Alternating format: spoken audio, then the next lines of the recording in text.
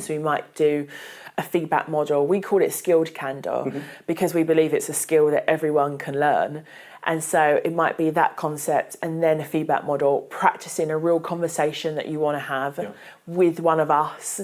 And then we'll give you feedback on specific words, because we all have those sort of weasel words, sometimes I call them, that just really stand out and can grate a little bit on the impact that we want to have. If you again think about the pie, the impact piece that we're trying to make and how that impacts our personal brands as well. Was a weasel word? I quite like weasels. Weasel, yeah. No offence to weasels. No offence to weasels. But these weasel words, are they things that pop up in our conversation that might trigger something or might present a negative metaphor perhaps or something like that? So I'm trying to think of an example. I love weasels, but I think just in our conversation I was saying, oh, hit me with some of these things, which kind of, we know each other very well, but I guess, might that be a weasel word? What might an example of that be that we might pick somebody up on or observe in their behaviour when we're observing them practicing some feedback giving? It's those words like and ahs, right, and I'm just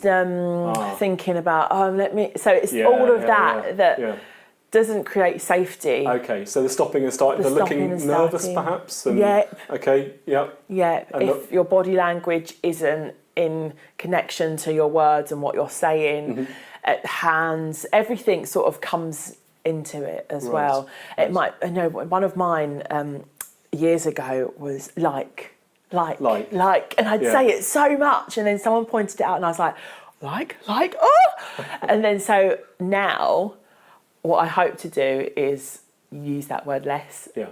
Just because I know the impact that it can have if I use that word too many times. There's a time and a place, but once I know the impact that I want to have and how I want to come across and how I want to leave my audience thinking, feeling, doing afterwards,